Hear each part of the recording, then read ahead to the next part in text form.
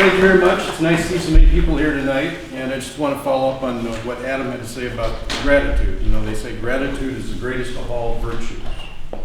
And it's interesting that word virtues plays into our Constitution as well, where when Ben Franklin was asked what kind of a government did we end up with, and he said a republic if you can keep it.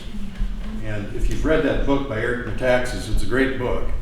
And the sole focus of it really is that this constitution was, or this form of government was only meant for virtuous people. And without virtuous people, the government will fail.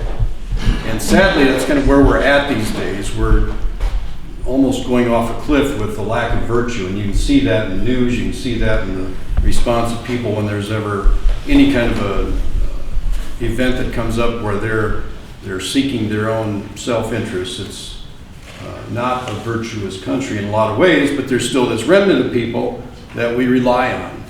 And when you talk about the idea of virtue, in our own state constitution, Article 8, Section 1 is the article, and it's pretty much the same in most constitutions across the United States for state constitutions.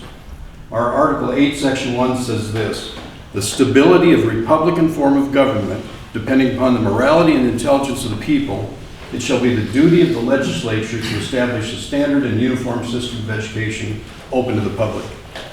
So education was all about making sure we had virtuous people. You wanted to make sure they were moral and that they were intelligent.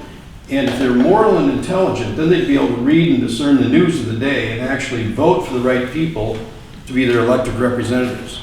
So that's how you have a stable, constitutional, representative republic. But if you don't do that, you end up in kind of the situation you find ourselves in today.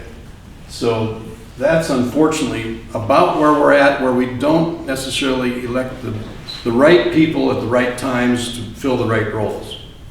And so we end up with folks that go off to Washington and they seem to just abandon their principles